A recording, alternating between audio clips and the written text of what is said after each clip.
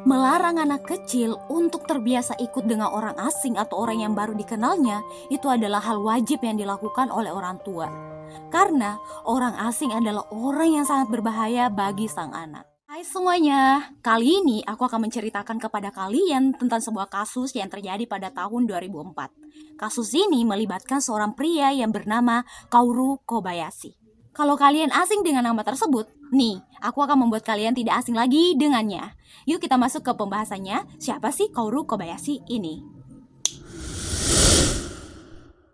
Kaoru Kobayashi adalah seorang pria yang lahir pada tahun 1968 di Sumiyoshi-ku, Prefektur Osaka, Jepang. Terlahir dari keluarga yang tidak mampu membuat Kaoru Kobayashi ini harus berjualan koran sejak kecil. Penderitanya semakin bertambah karena sang ibunya ini meninggal saat usianya masih 10 tahun. Umurnya si Kaoru ya teman-teman, bukan umur ibunya. Pada tahun 1989, Kaoru Kobayashi ini divonis 2 tahun penjara nih teman-teman. Karena apa? Karena dia itu ketahuan melakukan pelecehan kepada 8 orang anak. 8 orang anak. Bayangkan coba. Nah selanjutnya pada tahun 1991 Kaoru Kobayashi ini dihukum lagi penjara selama 3 tahun karena dia ini berusaha untuk melakukan penghabisan nyawa kepada anak yang berumur 5 tahun. Woi diam, kurang ajar tuh ayam. Yang pada akhirnya dia dibebaskan secara bersyarat pada tahun 1995 dan dibebaskan secara resmi pada tahun 1996. Nah karena sudah bebas, akhirnya pada tahun 2000 dia bekerja lagi sebagai pengantar koran di sebuah kios koran yang bernama The Asahi Shimbun yang berlokasi di daerah Tomio, Prefektur Nara. Dia melakukan pekerjaannya tersebut antara bulan Maret sampai Juli. Makanya si Kobayashi ini atau si Kaoru ini mengetahui seluk-beluk semua jalan di daerah Tomio. Namun, hukuman penjara yang pernah diterimanya kurang lebih 5 tahun ya atau mungkin masih banyak lagi kasus yang dia lakukan tidak membuat Kaoru Kobayashi ini jerat nih teman-teman. Karena akhirnya dia membuat lagi sebuah tindakan kriminal pada tahun 2004 yang membuatnya tidak bisa lagi nih dibebaskan. Apakah itu? Kita masuk ke kronologi kejadiannya. Kok nggak bunyi sih? Yuk.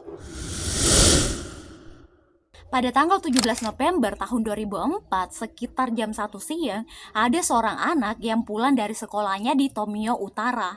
Anak ini berumur 7 tahun bernama Kaede Ariyama. Nah, dalam perjalanan pulang ke rumahnya nih sekitar jam 13.40, dia itu menelpon ibunya memakai ponsel pribadi miliknya. Dia mengatakan ke ibunya kalau dia akan pulang ke sekolah.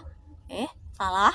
Dia mengatakan ke ibunya kalau dia akan pulang ke rumah lalu mengambil sepedanya dan pulang lagi ke sekolahnya untuk melihat ibunya latihan voli. Sebelum jam 2 siang, ada sebuah mobil yang menghampiri anak tersebut, di mana pengemudi dari mobil tersebut adalah Kaoru Kobayashi.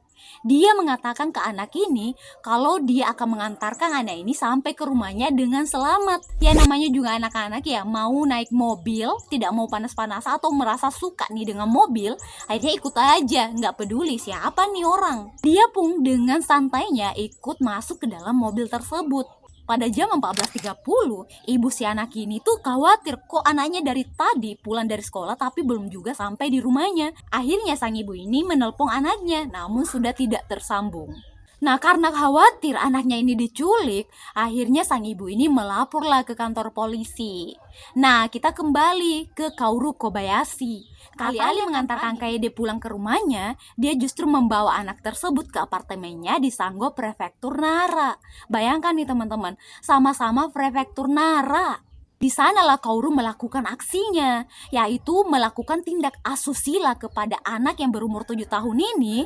Dan tidak hanya itu, setelah dia puas dengan aksinya, dia melakukan penghilangan nyawa terhadap Kaede. Yang lebih parahnya lagi, dia mengambil ponsel Kaede dan mengambil foto si Kaede yang sudah tidak bernyawa ini, lalu mengirimkan ke ibunya. Bayangkan betapa paniknya sang ibu ketika melihat foto anaknya sudah tidak bernyawa lagi. Tapi ya namanya sang ibu meskipun sudah melihat foto anaknya yang sudah tidak bernyawa, dia itu masih melakukan berbagai cara agar bisa menemukan jasad anaknya. Akhirnya pada jam 12:05 tengah malam, polisi yang mencari Kaede menemukan jasad Kaede di sebuah selokan di pusat pertanian Haeguri dan di prefektur Nara, kurang lebih 6 km dari rumah Kaede. Aduh. Jasad Kaede ditemukan saat itu dalam keadaan bertelanjang kaki, tapi masih memakai pakaian lengkapnya dan juga menelungkup sambil berjongkok.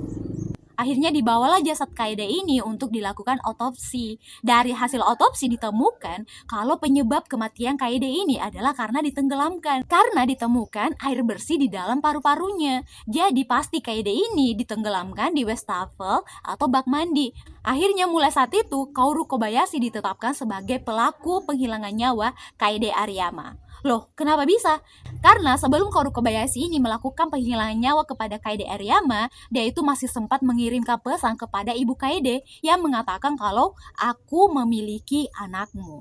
Tapi sayangnya saat itu Kaoru Kobayashi sulit untuk ditemukan nih teman-teman. Meskipun dia masih buron, tapi tetap saja dia sulit untuk dicek di mana lokasinya. Sehingga pada tanggal 14 Desember tahun 2004, si Kaoru Kobayashi ini melalui ponsel milik Kaede Ariyama, dia mengirimkan pesan lagi kepada ibu Kaede. Dia mengatakan kalau dia akan melakukan hal yang sama kepada adik Kaede yang masih berumur 2 tahun. Bayangkan coba. Nah, karena pesan tersebut, akhirnya polisi bisa mengetahui di mana lokasi tempat berada si Kaoru Kobayashi ini. Sehingga pada tanggal 30 Desember tahun 2004, Kaoru Kobayashi ini berhasil ditangkap setelah dia habis mengantarkan koran paginya. Selain itu, dia juga menyebarkan berita saat itu kalau pelakunya akan segera ditangkap. Dia itu berhasil ditangkap di kota Kawai, distrik Kitarakatsuragi, prefektur Nara. Jadi masih prefektur Nara nih teman-teman. Dan di tempat tinggalnya juga polisi ini berhasil menyita video dan majalah dewasa milik Kobayashi serta pakaian dalam anak-anak yang sudah dicurinya. Pada April tahun 2005, persidangan Kobayashi pun dimulai, namun ditangguhkan sampai bulan Juli karena si Kobayashi ini mengikuti analisis psikiatris. Profesor yang melakukan pemeriksaan terhadap Kaoru Kobayashi mengatakan kalau si Kaoru Kobayashi ini sudah tidak bisa diselamatkan lagi. Karena kalaupun dia dibebaskan, dia itu akan melakukan tindakannya lagi. Dan rehabilitasi itu sudah tidak bermanfaat baginya. Akhirnya pada September tahun 2006, Kaoru Kobayashi dinyatakan bersalah dan dijatuhi hukuman mati yaitu dengan cara digantung, teman-teman. Penasihat hukum Kaoru Kobayashi ini meminta agar hukuman kliennya ini tuh diringankan, janganlah dihukum mati. Dia berpendapat kalau masyarakat juga turut bertanggung jawab atas segala tindak kriminal yang dilakukan oleh kliennya ini. Karena Kobayashi tinggal di lingkungan yang tidak baik, makanya dia menderita pedofilia, gitu katanya. Tapi justru Kaoru Kobayashi tidak sepakat dengan hal itu. Dia justru meminta kepada hakim agar hukumannya ini segera dilakukan. Dia ingin menjadi Mamoru Takuma berikutnya yang pernah aku bahas nih teman-teman di video ini. Kalian bisa lihat di sana. Selain itu, Kaoru Kobayashi berkata kepada polisi kalau dia tidak melepaskan Kaede Ariyama karena anak ini tuh pintar. Dia tidak mau kalau dia dilepaskan, dia akan mengadu pada polisi. Akhirnya pada bulan Februari tahun 2013, Kaoru Kobayashi dieksekusi. Itulah akhir dari seorang pedofil Kaoru Kobayashi. Setelah 2 tahun kejadian Kaede Ariyama, orang tua murid masih sering mengantar dan menjemput anaknya dari sekolah. Itulah betapa bahayanya orang asing bagi sang anak. Terima kasih sudah menonton. Jangan lupa untuk like dan subscribe video ini. See you on the next story. Bye-bye.